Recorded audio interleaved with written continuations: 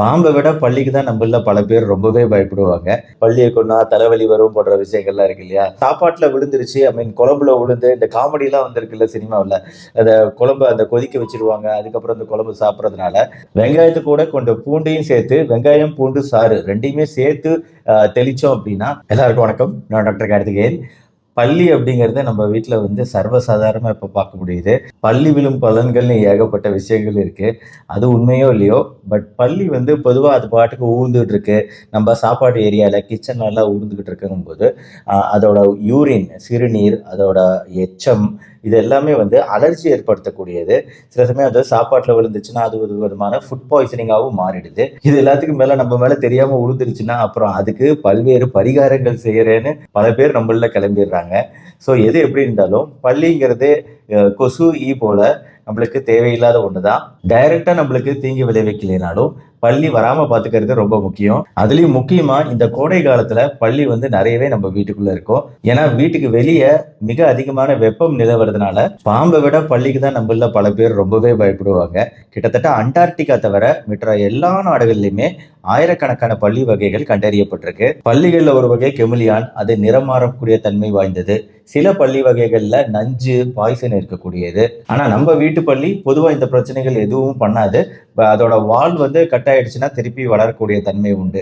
அது ஒண்ணுதானே தவிர மீது எதுவும் பெரிய பிரச்சனை கிடையாது. ஆனா முன்னாடி சொன்ன மாதிரி ஃபுட் பாய்சனிங் போன்ற பிரச்சனைகள், உணவுல விழுந்து உணவு பக்கமா ஊர்ந்துகிட்டே போறது, அதனாலதான் வந்து நம்ம பயப்படுறோம். ஆனா இது வந்து சாப்பாட்டுல விழுந்துருச்சு, ஐ மீன் குழம்புல விழுந்து இந்த காமெடி எல்லாம் வந்திருக்குல்ல சினிமாவுல. அந்த குழம்பு அந்த கொதிக்க வச்சிருவாங்க. அதுக்கப்புறம் அந்த குழம்பு சாப்பிடுறதுனால உண்மையிலேயே அப்படி நிகழ்ந்தா கூட ஒன்றும் ஆயிடாது, பயப்பட வேண்டியதில்லை. என்னன்னா அது விழுந்துருச்சு அப்படிங்கிற விஷயத்த மட்டும் யாராவது சொல்லிட்டாங்கன்னா அவ்வளவுதான். அந்த பயத்துல வந்து உவேன்னு வாந்தி எடுத்துருவாங்களே தவிர டைரக்டா வந்து இது அப்படி கொதிக்க வச்சா ஒன்றும் ஆக போறதில்ல. அதுவும் ஒரு நான் வெஜிடேரியன் ஐட்டம் தானே.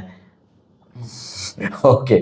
இப்போ எப்படி வீட்டுக்குள்ள பள்ளி வராம இருக்கிறது அப்படிங்கிறதுக்கான சில டிப்ஸுகள் சொல்றேன். பள்ளிகள் எதனால வீட்டுக்குள்ள எப்பவுமே அதிகமா காணப்படுதுன்னா, அதிக வெப்பம் இல்லாத, அதிக குளிரும் இல்லாத, ஈரப்பதமான இடங்கள் தான் பள்ளிகள் விரும்பக்கூடிய இடங்கள்.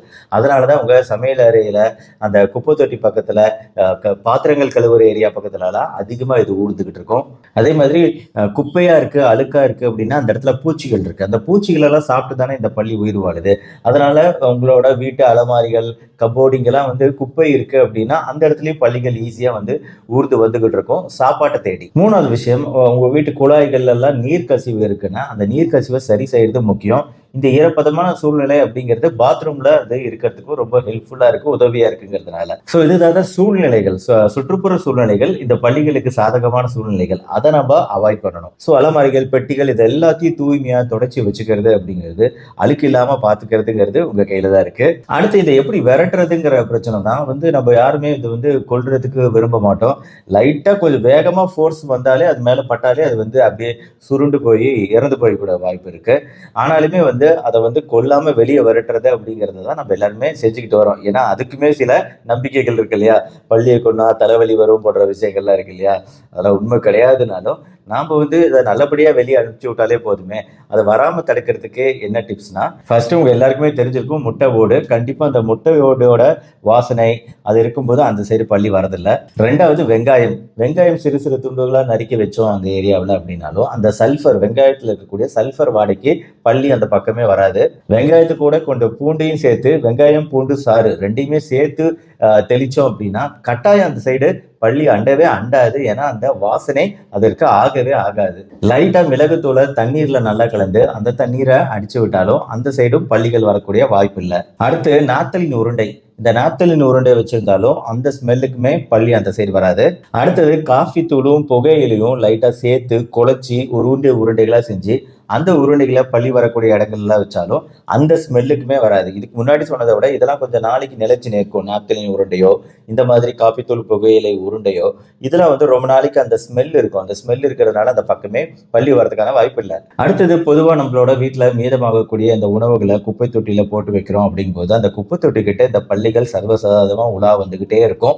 அதனால குப்பைகள்லாம் வந்து தொடர்ந்து அந்த நைட்ல வந்து வீட்டில் வச்சிருக்காம அதை வெளியே குப்பை தொட்டியில போடுறது, வீட்டுல சுத்தமா வச்சுக்கிறது, சமையல் பகுதியில எல்லாமே சுத்தமா இருக்கிறது முக்கியம். அப்பதான் பல்லிகளை விரட்ட முடியும். வீட்டு ஜன்னல்கள்ல கொசுவலை அடைச்சு வைக்கிறது, தேவையில்லாத ஓட்டைகள், சின்ன சின்ன துவாரங்கள் கூட அடைச்சு வைக்கிறது, வீட்டை சுத்தமா வச்சுக்கிறது போன்ற சின்ன சின்ன விஷயங்கள் செய்யறதன் மூலமா நம்ம பல்லிகள் நம்ம வீட்டுல குடியேறி வாழ்றத தவிர்க்கலாம், கட்டுப்படுத்தலாம். ஸோ பள்ளிகளை விரட்டுறது குறித்த இந்த வீடியோவை உங்க ஃப்ரெண்ட்ஸ் அண்ட் ரிலேட்டிவ்ஸ்க்கு ஷேர் பண்ணுங்க. இந்த வீடியோ பிடிச்சிருச்சுன்னா லைக் பண்ணுங்க. நம்ம சேனல் டாக்டர் கார்த்திகேயன் இதற்கு சப்ஸ்கிரைப் பண்ணலாம், சப்ஸ்கிரைப் பண்ணிக்கோங்க. மறுபடியும் அடுத்த வீடியோல பார்ப்போம். நன்றி, வணக்கம்.